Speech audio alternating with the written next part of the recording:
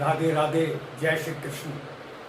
ये मित्रों, मैं अजय सोलंकी, एस्ट्रो एडवाइज़र और इसके साथ ही फ्लूटिस्ट यानी बांसुरी वादक, आज के ज्योतिष एपिसोड में अपने एस्ट्रो चैनल में मैं आपका हार्दिक स्वागत करता हूँ। मित्रों, शनिदेव गोचर कुंडली के स्वामी है। ये मकर लग्न राशि की गोचर कुंडली है। गोचर कुंडली और लग्न कुंडली में फर्क होता है। गोचर कुंडली में ग्रहों की वर्तमान स्थिति को दर्शाया जाता है और लग्न कुंडली में जातक के जन्म के समय जो ग्रहों की स्थिति होती है वह उसका एक मानचित्र होती है।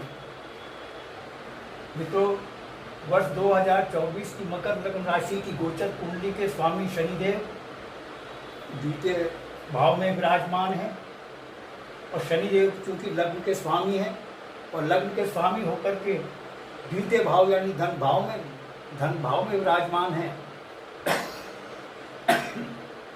यह स्थिति शनिदेव द्वारा धन योग का निर्माण कर रही है। धन योग, जैसा कि इसके नाम से ही स्पष्ट है, धन का भारी आगमन। वर्ष के आरंभ से लेकर अंत तक आपको धन योग का भरपूर लाभ मिलेगा। आपके धन में कोई कमी नहीं होगी। धन के आगमन के नवीन स्रोत शनिदेव आपके लिए खोल रहे हैं। और द्वितीय भाव चूंकि बचत का भी भाव है, शनिदेव आपकी बचत में भी, सेविंग्स में भी आशातीत बढ़ोतरी कर रहे हैं। द्वितीय भाव वाणी का भी भाव है। आपकी वाणी को शनिदेव बहुत ही प्रभावशाली बना रहे हैं। आपके वाणी के प्रभाव से समाज के लोग प्रभावित होंगे और आप अपने काम को बनाने में सफल होंगे।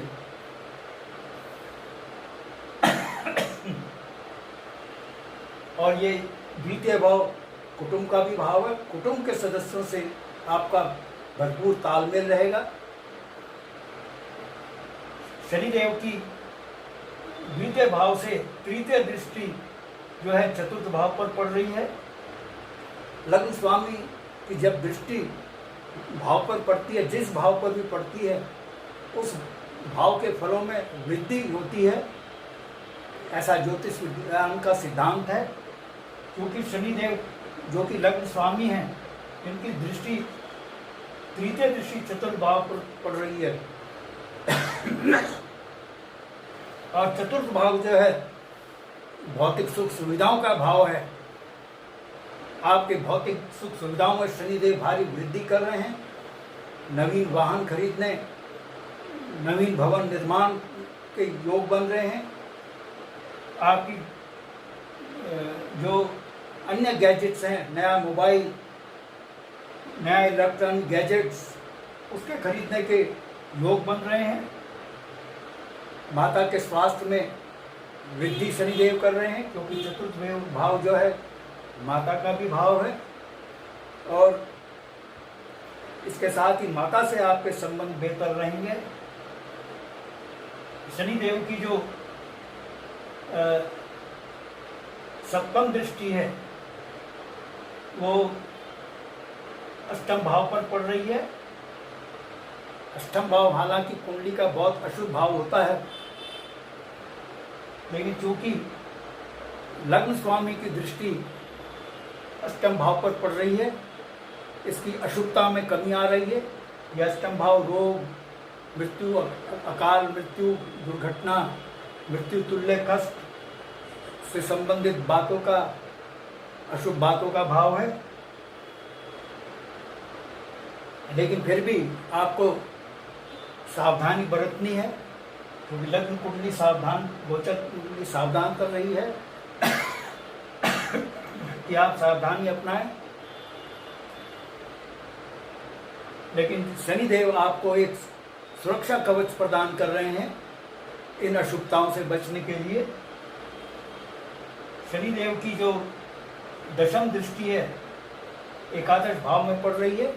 जैसा कि मैं बतला चुका हूँ कि जिस भाव पर शनिदेव की दृष्टि पड़ती है, यानी लग्न स्वामी की दृष्टि पड़ती है, उस भाव के फलों में वृद्धि होती है। एकादश भाव जो है आय का भाव कहलाता है। एकादश भाव हुआ, यहाँ से शनिदेव की दृष्टि सप्तम, अष्टम, नवम, दसम, आपकी आय में शनिदेव भारी वृद्धि कर रहे हैं। आय के नवीन स्रोत शनिदेव खोल रहे हैं। मित्र समाज, पास पड़ोसियों से आपके संबंध को बेहतर बना रहे हैं। बड़े भाई से आपका बेहतर तालमेल होगा और मित्र समाज, पास पड़ोसियों से आपको भरपूर सहयोग मिलेगा और आपकी मनोकामनाओं और इच्छाओं की पूर्ति होगी। वर्ष 2024 में आरंभ से लेकर अंत तक आपकी मनोकामनाओं की पूर्ति होगी, क्योंकि एकादश भाव मनोकामना पूर्ति का भी भाव है। मित्रों, 1 मई 2024 को 1:50 PM तक को 1 मई 2024 को 1:50 PM को बृहस्पति देव वृष राशि में प्रवेश करेंगे। उससे पूर्व यानी 1 मई 2024 को 1:49 तक मेष राशि में रहेंगे, चतुर्थ भाव में। मित्रों, इतनी सटीक गणना के लिए बहुत गहन अध्ययन, परिश्रम की और गहन ज्ञान की आवश्यकता होती है। ये आसान कार्य नहीं होता, इसके लिए काफ़ी साधना और परिश्रम की आवश्यकता होती है। और इस प्रकार की गणना से आसानी से बताया जा सकता है कि कौन सी घटना किस तारीख को कितने बजे घटने वाली है। बृहस्पति देव चतुर्थ भाव में जो हैं अशुभ फल प्रदान करते हैं। गोचर में, जब गोचर में चतुर्थ भाव में विराजमान होते हैं तो अशुभ फल प्रदाता माने गए हैं। अतः वर्ष के आरंभ में माता को कष्ट हो सकता है, भौतिक सुख सुविधाओं में कमी आ सकती है, लेकिन चूंकि लग्न स्वामी भौतिक सुविधाओं में वृद्धि कर रहे हैं, माता के स्वास्थ्य में वृद्धि कर रहे हैं, इसलिए बृहस्पति देव की जो अशुभता की इंटेंसिटी है वो कम रहेगी, बहुत हल्की रहेगी।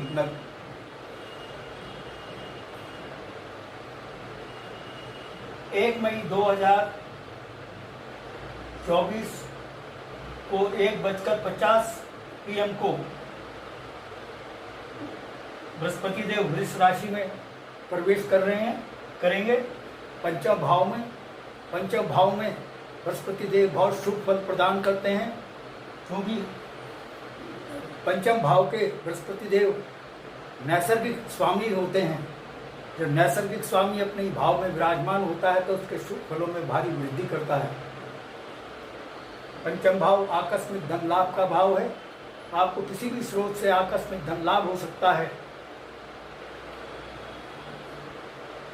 हालांकि सडन गेन का भाव है, शेयर बाजार का भाव है।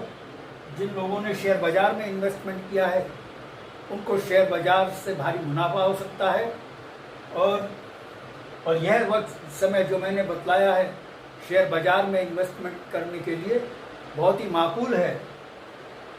मैं मकर लग्न राशि के जातक जातिकाओं की बात कर रहा हूँ। यह समय मकर लग्न राशि के जातक जातिकाओं के लिए शेयर बाजार में इन्वेस्टमेंट करने के लिए बहुत ही बेहतर है। और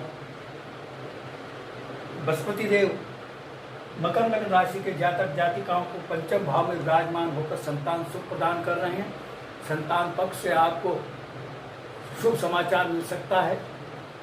और क्योंकि प्रथम संतान का भी भाव है, जिनके प्रथम संतान होनी है 2024 में उनको पुत्र रत्न की प्राप्ति होगी, क्योंकि बृहस्पति देव पुत्र के कारक ग्रह हैं, मेल प्लेनेट कहलाए जाते हैं। और जो विद्यार्थी उच्च शिक्षा प्राप्त कर रहे हैं उनको उच्च शिक्षा में कामयाबी और सफलता मिलेगी।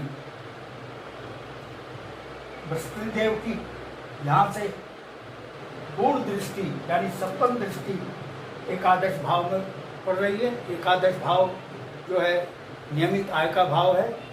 और ये जो पंचम भाव है जहाँ से दृष्टि पड़ रही है, ये आकस्मिक धन लाभ का भाव है, यानी कि आपकी आकस्मिक और नियमित आय में भारी वृद्धि बृहस्पति देव कर रहे हैं।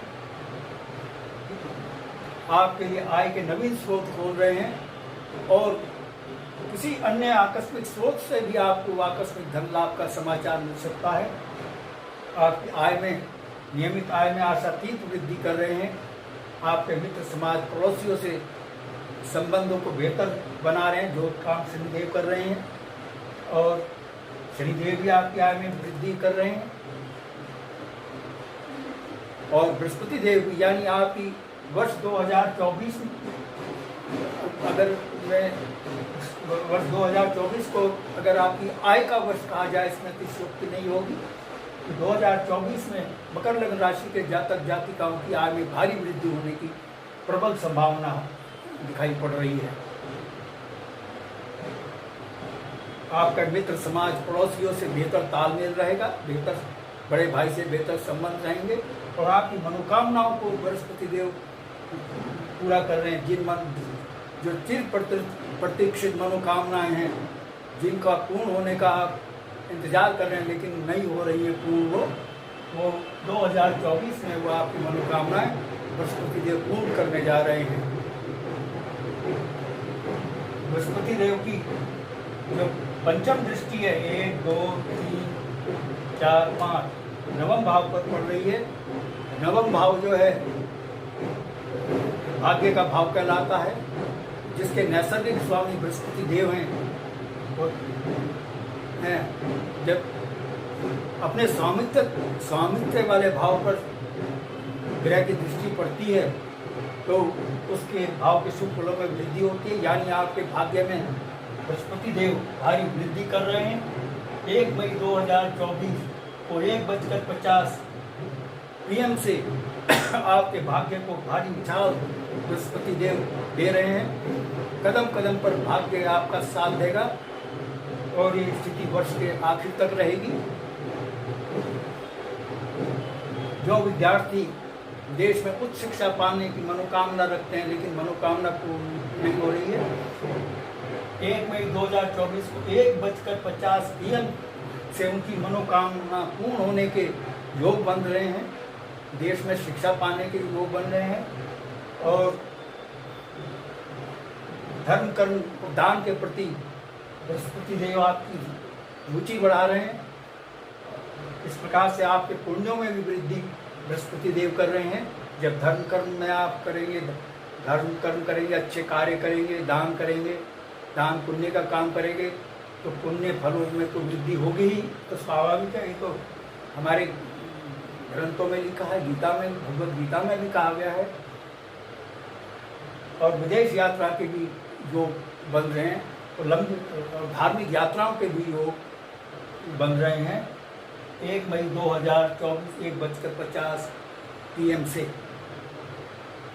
बृहस्पति देव की जो नवम दृष्टि है लग्न भाव पर पड़ रही है। हालांकि गोचर में बृहस्पति देव लग्न में उतना शुभ फल प्रदान नहीं करते जितना देना चाहिए, लेकिन बृहस्पति देव चूंकि एक नैसर्गिक शुभ ग्रह, सौम्य और शालीन ग्रह हैं, तो इस कारण से आपका व्यक्तित्व को बृहस्पति देव सौम्य और शालीन बना रहे हैं। आपके व्यक्तित्व का प्रभाव समाज के लोगों पर पड़ेगा और समाज के लोग आपसे प्रभावित होंगे, आपकी वाणी से प्रभावित होंगे, आपकी वाणी से मधुर रस टपकेगा। समाज में नेतृत्व करने की शक्ति और क्षमता आप में जागृत हो, बृहस्पति देव कर रहे हैं। और जो लोग राजनीति में हैं उनको उच्च राजनीतिक पद मिल सकता है। और चूंकि शनिदेव लग्न स्वामी हैं और शनिदेव नौकरी के कारक ग्रह माने गए हैं, जो लोग बेरोजगार हैं उनको नौकरी पाने के योग शनिदेव बना रहे हैं। वर्ष 2024 में आप नोट कर लीजिए, सन 2024 में जो लोग बेरोजगार हैं उनको नौकरी पाने के प्रबल योग बन रहे हैं। लेकिन यह भी कहा गया है, न सुप्तस्य सिंह प्रवेशति मृगा, सोते हुए सिंह के मुख में मृग स्वयं प्रवेश नहीं करते। शेर चाहे कितना शक्तिशाली है, अगर वो सो रहा है तो मृग स्वयं उसके मुंह में प्रवेश नहीं करेंगे, उसको शिकार करने के लिए उठना पड़ता है। इसी प्रकार से ग्रह नक्षत्र या लग्न स्वामी आपके कितने ही अनुकूल क्यों ना हो, आपके पक्ष में शक्तिशाली क्यों ना हो, लेकिन जब तक आप पुरुषार्थ नहीं करेंगे तो वो सुप्त अवस्था में रहेंगे। अतः थोड़ा तो पुरुषार्थ करना ही पड़ेगा आपको। हाँ, ग्रह नक्षत्र आपके पक्ष में है तो कम मेहनत में कम मेहनत से ही आपको कामयाबी मिल जाएगी। यानी नौकरी पाने के लिए आपको प्रयास करना पड़ेगा, लेकिन जो प्रयास करेंगे वो प्रयास सफल होंगे। और जो लोग नौकरी में हैं उनको पदोन्नति के योग बन रहे हैं, उनकी आय में वृद्धि के योग बन रहे हैं। और जो बिजनेस में हैं उनको बिजनेस में भी काफ़ी ग्रोथ मिल रही है। और हालांकि हर क्षेत्र के बिजनेसमैन को शनिदेव ग्रोथ प्रदान कर रहे हैं। लग्न स्वामी जो मकर राशि के हैं, मकर लग्न राशि के हैं, लेकिन विशेषकर जो मशीनरी, हार्डवेयर, उत्खनन, लौह अयस्क, तेल, पेट्रोलियम, खनन, उत्खनन आदि से संबंधित व्यवसाय से जुड़े हुए हैं, उनको विशेष लाभ मिल रहा है। और इस क्षेत्र में मकर लग्न राशि के लोगों के लिए बिजनेस शुरू करने का, नवीन बिजनेस आरंभ करने का योग शनिदेव बना रहे हैं।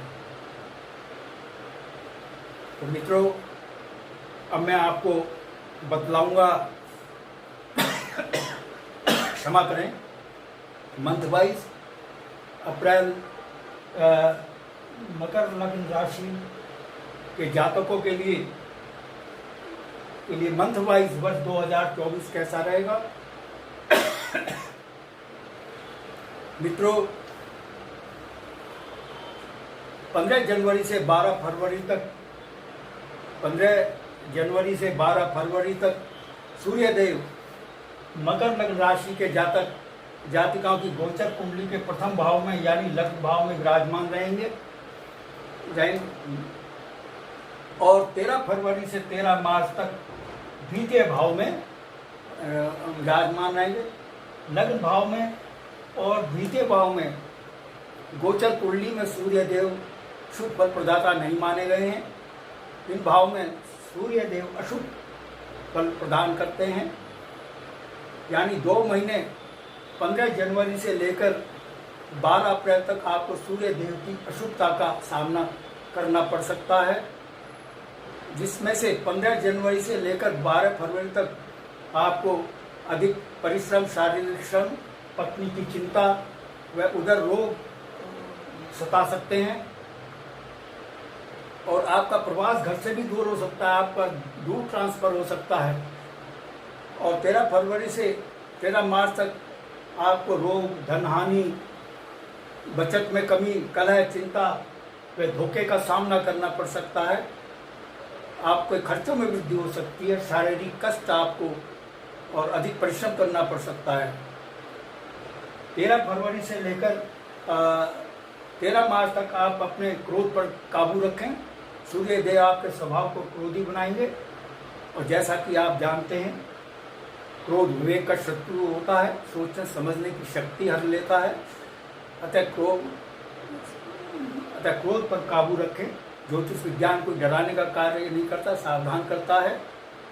15 जनवरी से लेकर 13 मार्च तक आप विशेष सावधानी अपनाएं, अपने स्वभाव पर क्रोध पर काबू रखें और अत्यधिक दूसरे पर ज़्यादा विश्वास न करें। विश्वास करने से पहले जांच परख लें, वरना धोखा हो सकता है। और खर्चों में वृद्धि से बचने के लिए आप फिजूल खर्ची से बचें, तो आप अशुभताओं से बच सकते हैं। और 14 मार्च से लेकर 14 अप्रैल तक मैंने आपको 2 महीने के बारे में बता दिया, 15 जनवरी से 12 फरवरी तक। और 13 फरवरी से 13 मार्च तक 2 महीने के विषय में बतलाया कैसा रहेगा। अब 14 मार्च से 14 अप्रैल तक 14 मार्च से 14 अप्रैल तक सूर्यदेव जो हैं मीन राशि में रहेंगे, तृतीय भाव में। यह स्थिति आपके लिए बहुत शुभ फलदायी है। तृतीय भाव में सूर्यदेव बहुत ही शुभ फल देते हैं, क्योंकि सूर्यदेव की पूर्ण, और यहाँ से सूर्यदेव की पूर्ण दृष्टि भाग्य भाव पर भी पड़ती है, जिसके नैसर्गिक स्वामी सूर्यदेव कहलाते हैं। जहाँ बृहस्पति देव हैं स्वामी, नैसर्गिक स्वामी कहलाते हैं भाग्य भाव के, वहाँ सूर्यदेव भी नैसर्गिक स्वामी कहलाते हैं भाग्य भाव के। सूर्यदेव की जो पूर्ण दृष्टि पड़ रही है भाग्य भाव पर, आपके भाग्य में भारी वृद्धि होगी, क्योंकि जैसा कि मैंने बतलाया ज्योतिष विज्ञान के अनुसार जब ग्रह स्वामी की दृष्टि अपने ही भाव पर पड़ती है तो उस भाव की वृद्धि होती है, क्योंकि सूर्यदेव नवम भाव के नैसर्गिक स्वामी होते हैं और इस भाव पर उनकी पूर्ण दृष्टि पड़ रही है तो आपके भाग्य में भारी वृद्धि हो रही है। कदम कदम पर भाग्य आपका साथ देगा और पिता से आपके संबंध बेहतर रहेंगे कि पिता का भी भाव, पिता का जो स्वास्थ्य खराब चल रहा था, पिता के स्वास्थ्य में वृद्धि होगी और आपका धर्म कर्म और दान के प्रति रुचि बढ़ेगी। ये नवम भाव धर्म कर्म दान का भी भाव है और लंबी दूरी की धार्मिक यात्रा के यानी तीर्थ यात्रा के भी या धार्मिक स्थानों की यात्रा के भी योग सूर्यदेव बना रहे हैं। इसके साथ ही छोटी मोटी यात्राओं के भी योग बन रहे हैं, क्योंकि तृतीय भाव छोटी मोटी यात्राओं का भी भाव है। सूर्यदेव तृतीय भाव में विराजमान जब होते हैं तो जातक के साहस और पराक्रम में वृद्धि होती है, यानी सूर्यदेव आपके साहस और पराक्रम में वृद्धि कर रहे हैं, आपको शत्रु हंता बना रहे हैं, यानी एनिमी हंटर बना रहे हैं। शत्रु आपके सामने टिक नहीं पाएगा, आप में साहस और पराक्रम का संचार होगा और शत्रु आपके सामने घुटने टेकेंगे। 15 मई 2024 से 14 जून 2024 तक सूर्यदेव चतुर्थ भाव मेष राशि में उच्च राशि में विराजमान होंगे। मेष राशि सूर्यदेव की उच्च राशि होती है, यानी मेष राशि में सूर्यदेव उच्च के होते हैं। हालांकि चतुर्थ भाव में सूर्यदेव शुभ फल प्रदाता नहीं माने गए, लेकिन चूंकि अपनी उच्च राशि में हैं इसलिए शुभ फल देने के लिए बाध्य हैं। और अपनी चतुर्थ भाव भौतिक सुख सुविधा का भाव है, यानी 15 मई 2024 से 14 जून 2024 तक आपकी भौतिक सुख सुविधाओं में सूर्यदेव भारी वृद्धि कर रहे हैं। भूमि भवन वाहन से संबंधित सुखों में भारी वृद्धि कर रहे हैं। नवीन भवन खरीदने, नवीन वाहन खरीदने के योग बन रहे हैं। आपकी प्रॉपर्टी में वृद्धि कर रहे हैं सूर्यदेव। और माता पिता से आपका बेहतर तालमेल रहेगा। माता का स्वास्थ्य जो खराब चल रहा था, माता के स्वास्थ्य में वृद्धि होगी, सुधार होगा, माता से संबंध बेहतर होंगे, क्योंकि चतुर्थ भाव माता का भी भाव है।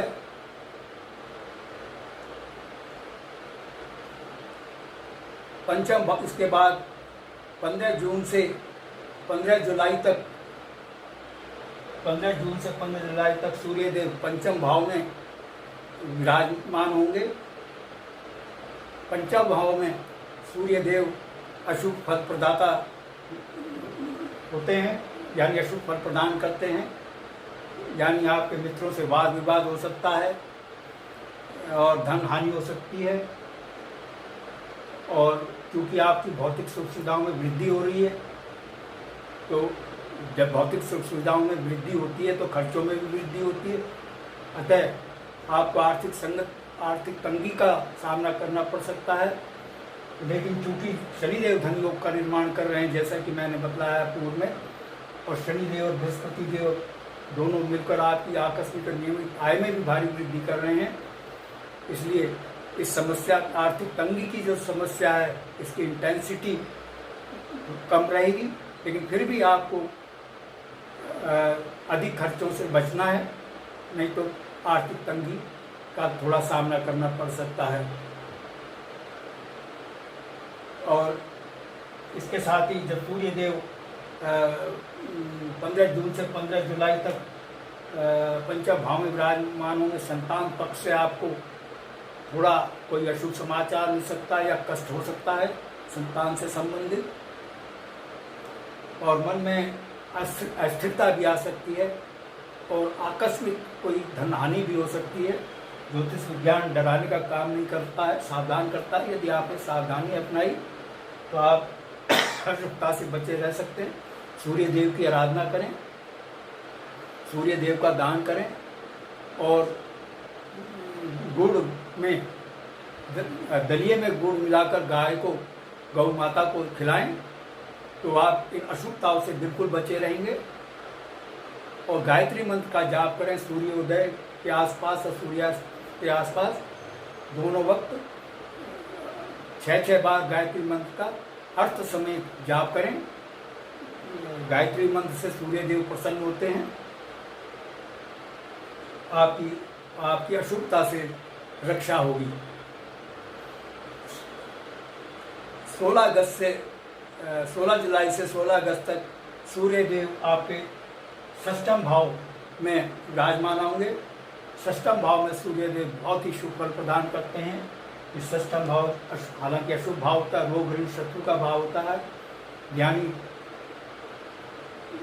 जो जातक जातिकाएं मकर लग्न राशि के जातक जातिकाएं रोगों से पीड़ित थे उनको रोगों से निजात सूर्य देव दिला रहे हैं। और जो विशेषकर जो लोग लीवर किडनी स्टेंटाइन के रोगों से पीड़ित हैं, क्योंकि छठा भाव जो है लीवर किडनी और स्टेंटाइन से संबंधित रोगों का भाव है। इन रोगों से सूर्य देव निजात दिला रहे हैं। वैसे तो किसी भी प्रकार का जो रोग है, अन्य रोग भी हैं, उनसे भी अगर मकर लग्न राशि का जातक जातिका पीड़ित है तो सूर्य देव राहत पहुंचा रहे हैं और आपको एनिमी हंटर यानी शत्रु हंता बना रहे हैं। शत्रु आपके सामने टिक नहीं पाएगा, शत्रु आपके सामने घुटने टेकेगा। जो विद्यार्थी प्रतियोगी परीक्षाओं में बैठ रहे हैं उनको प्रतियोगी परीक्षा में कामयाबी मिल सकती है। विशेषकर जो सरकारी नौकरी पाने के लिए जो बेरोजगार हैं, तो सरकारी नौकरी पाने के लिए प्रतियोगी परीक्षा में बैठ रहे हैं, उनको भारी कामयाबी मिल सकती है। उनको सरकारी नौकरी में सूर्य देव उनको सरकारी नौकरी पाने में सफल बना रहे हैं। और जिनके मुकदमे चल रहे हैं अदालत में, मकर लग्न राशि के लोगों को मुकदमा में भारी विजय मिल सकती है। ये स्थिति है 16 जुलाई से 16 अगस्त तक। इस दौरान 16 जुलाई से 16 अगस्त के बीच उनको अपने अदालत में जो मुकदमे हैं जीत मिल सकती है। और जिन मकर लग्न राशि के जातक जातिकाओं का मुकदमा मकर लग्न राशि के जातक जातिकाओं से ही है तो उनमें विन विन पोजीशन वाला एग्रीमेंट हो सकता है, समझौता हो सकता है, राजनामा हो सकता है। और यात्रा के योग बन रहे हैं, शुभ यात्रा के योग बन रहे हैं। और सूर्य देव 16 जुलाई से 16 अगस्त तक आपके मन में प्रसन्नता का संचार कर रहे हैं और आपको के लिए उन्नति और तरक्की के मार्ग को प्रशस्त कर रहे हैं। रोग मुक्ति तो प्रदान कर रहे हैं, इसके साथ शत्रु पर भी विजय दिला रहे हैं।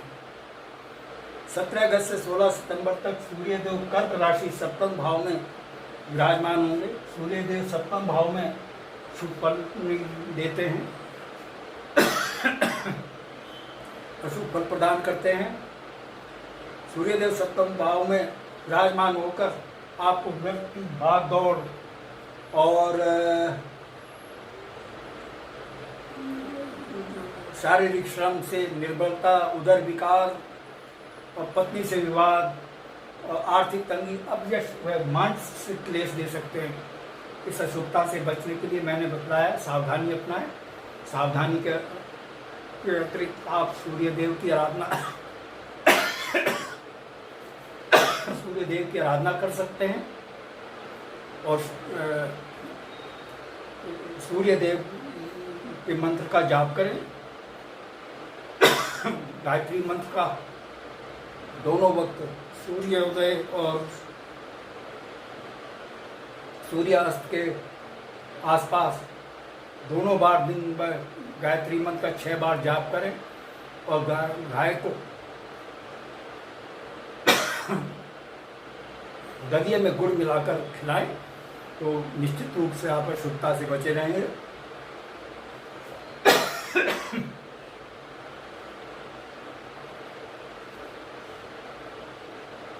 18 अक्टूबर से 15 नवंबर तक सूर्य देव, क्षमा करें, 17 सितंबर से नहीं, मैं अभी आपको सप्तम भाव तक बताया है, अष्टम भाव के बारे में भी बता दूं।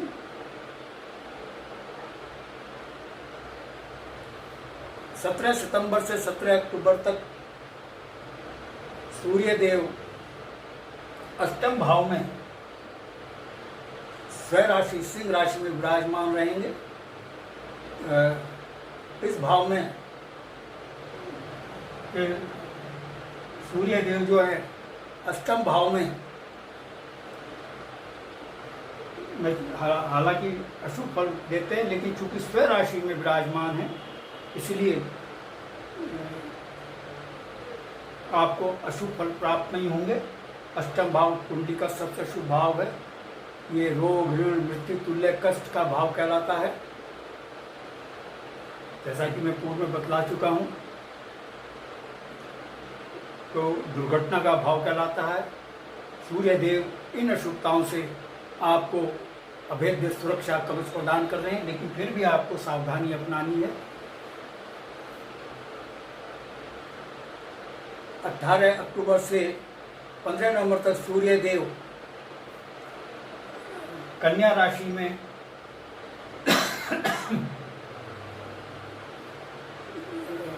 नवम भाव में विराजमान रहेंगे। नवम भाव में सूर्य देव नैसर्गिक स्वामी होते हैं, इसलिए आपके वृद्धि, भाग्य में वृद्धि करेंगे। आपका भाग्य कदम कदम पर आपका साथ देगा। इसके बाद 18 अक्टूबर से 15 नवंबर तक सूर्य देव कन्या राशि दशम भाव में विराजमान होंगे। दशम भाव में सूर्य देव को दिग्बल प्राप्त होता है, दिग्बली होते हैं। दशम भाव में सूर्य देव बहुत ही शुभ फल प्रदान करते हैं। आपके सूर्य देव समाज में मान सम्मान में वृद्धि प्रदान कर रहे हैं। जो लोग बेरोजगार हैं उनको सरकारी नौकरी पाने के योग बन रहे हैं, और जो सरकारी नौकरी में हैं उनको पदोन्नति के योग बन रहे हैं, और जो अस्थायी हैं उनको स्थायी होने के योग सूर्य देव बना रहे हैं। क्योंकि सूर्य देव जो हैं ग्रहों के राजा कहलाए गए हैं, शासन प्रशासन हुकूमत का प्रतिनिधित्व करते हैं, इसलिए सरकारी नौकरी के तो योग बन ही रहे हैं। इसके साथ ही सरकार से, शासन प्रशासन से आपको मान सम्मान मिल सकता है। और यहाँ से सूर्य देव की सप्तम दृष्टि जो है चतुर्थ भाव पर, भौतिक सुख सुविधाओं के भाव पर पड़ रही है, तो आपके भौतिक सुख सुविधाओं में भी वृद्धि सूर्य देव कर रहे हैं। मैं भौतिक सुख सुविधाओं के विषय में पहले बतला चुका हूँ, दोबारा बतलाने की आवश्यकता नहीं, वीडियो बहुत लंबा हो जाएगा, वीडियो की लिमिटेशन होती है। और आपको आपके कार्य सिद्ध हो सकते हैं। सूर्य देव आपको उपहार तो पुरस्कार भी दिला सकते हैं, ऐसा योग सूर्य देव बना रहे हैं। ये योग बन रहा है 18 अक्टूबर से 15 नवंबर तक के मध्य। 16 नवंबर से 15 दिसंबर तक एकादश भाव में सूर्य देव अपनी नीच राशि तुला में विराजमान होंगे। हालांकि एकादश भाव में सूर्य देव शुभ फल प्रदान करते हैं, लेकिन नीच राशि में होने के कारण आपको शुभ फल प्रदान नहीं करेंगे। आपकी नियमित आकस्मिक आय में कमी आ सकती है, आकस्मिक धन हानि हो सकती है, और मित्र समाज पास पड़ोसियों से अनबन हो सकती है, बड़े भाई से अनबन हो सकती है।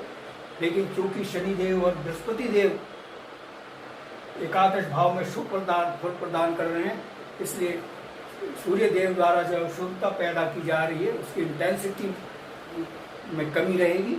लेकिन फिर भी आप सूर्य देव की आराधना करें, गाय को दलिए में गुड़ मिलाकर खिलाएं, और जैसा मैंने बतलाया सूर्यास्त और सूर्योदय और सूर्यास्त के दौरान के आसपास 6 बार गायत्री मंत्र का जाप करें तो आप अशुभता से बचे रहेंगे।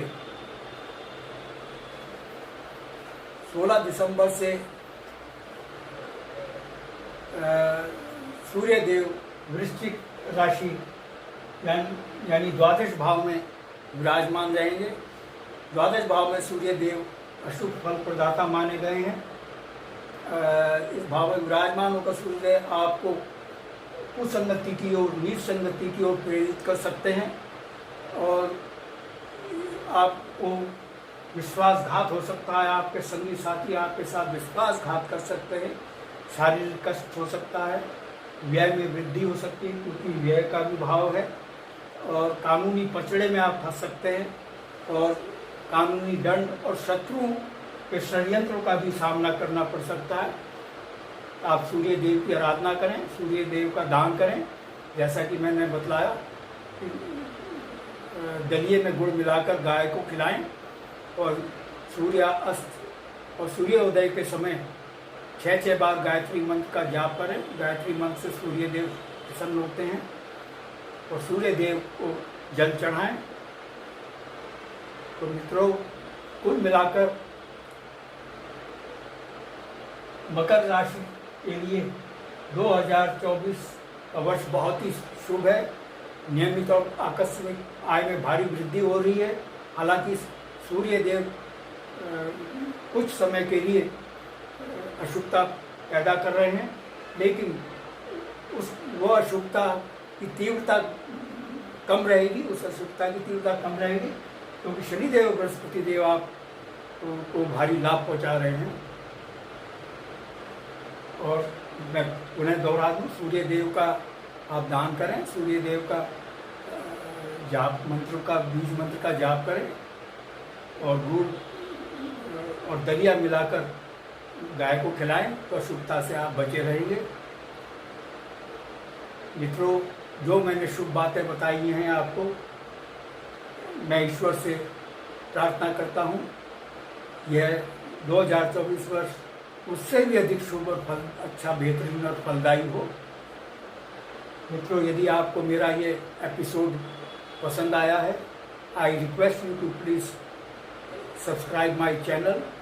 मेरा चैनल सब्सक्राइब करने से आपको 2 फायदे होंगे। मैं एस्ट्रो एडवाइज़र के साथ ही नोटिस्ट भी हूँ। एस्ट्रो एडवाइज़र होने के नाते एस्ट्रो पे मैं जो है एस्ट्रो से संबंधित जानकारी की वीडियो इस चैनल में तो डालता ही हूँ। उसके साथ ही फ्लूटिस्ट होने के कारण बांसुरी सिखाने के फ्लूट ट्यूटोरियल और बॉलीवुड के सुपरहिट गाने, देशभक्ति के गाने, भक्ति के आध्यात्मिक गाने और रोमांटिक बॉलीवुड के सुपरहिट गाने बांसुरी से बजा करके बैकग्राउंड म्यूज़िक के साथ अपने इसी एस्ट्रो चैनल में मैं डालता हूँ। मेरे चैनल का आपको भरपूर लाभ मिले। I therefore request you to please subscribe my channel. और यदि आपके मन में कोई प्रश्न या क्वेरी है तो आप कमेंट बॉक्स में कमेंट कर सकते हैं। और यदि आप अपनी लग्न कुंडली या जन्म पत्रिका की एनालिसिस कराना चाहते हैं या जानना चाहते हैं तो आप अपने प्रश्नों के साथ अपनी बिल्कुल सही जन्म तिथि, जन्म समय, जन्म स्थान मेरे व्हाट्सएप नंबर 9411769698 पर भेज सकते हैं। मैं आपके प्रश्नों का तुरंत उत्तर दूंगा। बस आज इतना ही मित्रों, धन्यवाद। राधे राधे, जय श्री कृष्ण।